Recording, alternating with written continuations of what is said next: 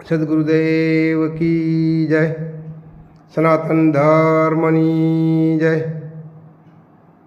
તો પ્રથમ તો આપણા વિડીયા આપણી ચેનલ જે નિહાળી રહ્યા છો દરેક સંતો ભક્તોને હું કોટી કોટી પ્રણામ કરું છું। તો આજે આપની સમક્ષ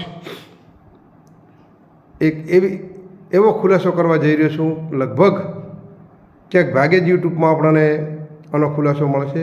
હવે આ દેહની અંદર આપણા રામ, લક્ષ્મણ અને સીતા કઈ જગ્યાએ છે અને કોને માનો છો એનો ખુલાસો આપણે આજ કરવાનો છે, રામ, લખન અને સીતાનો। તો પ્રથમ તો મારી ચેનલ ઉપર કોઈ નવા માણસો હોય, નવા સંતો ભક્તો જે કોઈ હોય, જો નવા હોય તો સબસ્ક્રાઈબ કરી લેજો, જેથી સબસ્ક્રાઈબ કરો જેથી મને તમારો સાથ ને સહકાર મળે। અને બીજું કે ગ્રુપમાં આપણા ભક્તિ લાઈનમાં જ કહું છું, સંતોમાં, ભક્તોમાં, સાધુ સંતો ભક્તોમાં જ્યાં આપણું ગ્રુપ હોય એ ગ્રુપમાં આ વિડીયાને વધારે શેર કરજો, જેથી કરીને બીજા આપણા ભાવિક ભક્તોને કદાચ સમજણ તો દરેક સમજુ જ્ઞાની છો, કોઈ જ્ઞાની પુરુષ નથી, પણ કોઈ અજાણો આ વાતથી તો એના સુધી આટલો મારો સંદેશો પહોંચાડજો એટલે બધા લોકો સાંભળી શકે। હવે આ દેહની અંદર રામને લક્ષ્મણ, આપણા આદિરાજીના રામને લક્ષ્મણે તો આપણા મહાન વિભૂતિઓ, મહાન સંતો થઈ ગયા છે, સીતા આપણી સતી માતા થઈ ગયા છે। એમને સંતોએ ગોતીને, કારણ કે જેટલું રજથી માંડી અને મેરુના ટોચ સુધીનું જે કંઈ જ્ઞાન છે એ બધું સંતોએ આ પંચભૂતના દેહ ઉપર ગોતેલું છે। એટલે આપણે પણ એ રામ અને લક્ષ્મણ અને સીતાને આપ સર્વની કૃપાથી આ દેહમાં કઈ જગ્યાએ છે એનો આપણે થોડો ખુલાસો કરવાનો છે। એટલે જેમ બને એમ તો વિડીયોને શેર કરજો અને આપણો તમે દરેક જે વિડીયો નિહાળો છો તે બદલ આપનો ખૂબ ખૂબ આભાર માનું છું। તો ટૂંકમાં પતાવી દઉં, હું વધારે સમય કોઈ દિવસ કોઈ વિડીયોમાં વધારે સમય લેતો નથી, માપનો જ સમય લઉં છું, એટલે ટૂંકમાં પતાવી દઉં કે એનો આપણે એક વાણી છે ગોરખનાથની, આપણે સંત શ્રી ગોરખનાથ થઈ ગયા, એમની એક વાણી છે। એ વાણી છે ને કે મેં ક્યાં કરું મેરા ભાઈ, મરગલા ગયા ખેતર સબ ખાઈ, કેસર કસ્તુરી ખાતર મિલાયા, જલ જમનાના પાણી, રામ લખન દોઈ ભરી ભરી લાવે, સિંચે સીતા માઈ, अब मैं क्या करूँ मेरा भाई, मरगला गया खेतर सब खाई। હવે આ ગોરખનાથે આ રામ, લક્ષ્મણ અને સીતાને કીધું ને, રામ લખન તો ભરી ભરી લાવે, સિંચે સીતા માઈ।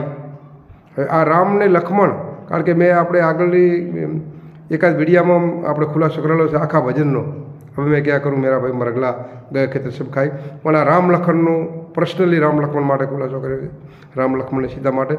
તો કીધું ને રામ લખન તો ભરી ભરી લાવે, તો આ દેહમાં રામ ને લક્ષ્મણ કોણ છે અને સીતા કોણ છે એનો ટૂંકમાં ખુલાસો કરી દઉં। તો રામને લક્ષ્મણ બે ભરી ભરી લાવે, કોણ લાવી રહ્યા છે? આપણા બે શ્વાસા છે, એને સંતોએ રામને લક્ષ્મણની ઉપમા આપી છે। આપણા બે ઓહમ ને સોહમ બે શ્વાસા છે ને, એને રામને લક્ષ્મણની ઉપમા આપી છે। હવે રામને લક્ષ્મણની ઉપમા તો આપી, પણ બેમાંથી રામ કોણ ને લક્ષ્મણ કોણ એનો આપણે ખુલાસો તો કરવો પડે ને। તો આપણા બેમાંથી રામ કોણ અને લક્ષ્મણ કોણ? કારણ કે રામ મોટા છે અને લક્ષ્મણ નાના। તો આપણા ઓહમ ને સોહમ બે શ્વાસા છે, એમાં સોહમ શબ્દને ઉપમા વધારે આપી છે। સોહમ શબ્દ છે કરલે ગુંજારા, સો સદગુરુ માહી વહે। જે સોહમ છે, સોહમ શબ્દ છે, એ સોહમ શબ્દને રામની ઉપમા આપી છે અને ઓહમને લક્ષ્મણની ઉપમા આપી છે। આ રામ લખન તો ભરી ભરી લાવે, સિંચે સીતા માઈ।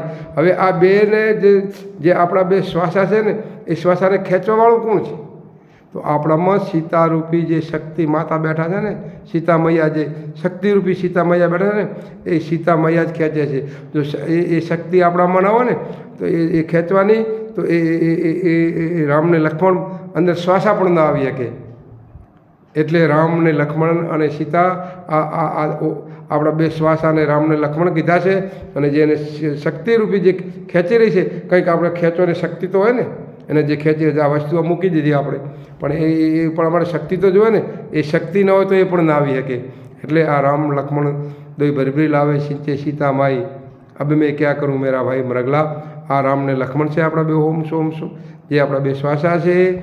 સોમ શબ્દ મોટો છે એટલે એને રામની ઉપમા આપી, ઓમને લક્ષ્મણની, અને જે અંદર ખેંચી રહી છે શક્તિરૂપી માતા, એને શક્તિ એને સીતાની ઉપમા આપી છે। એટલે આ રીતે ગોરખનાથે કીધેલું છે, કંઈ ભૂલો ક્ષમા કરજો। આટલો કંઈ હું મારા શબ્દોને સમાપ્ત કરું છું। જય ગુરુ મહારાજની, જય ગુરુ મહારાજ।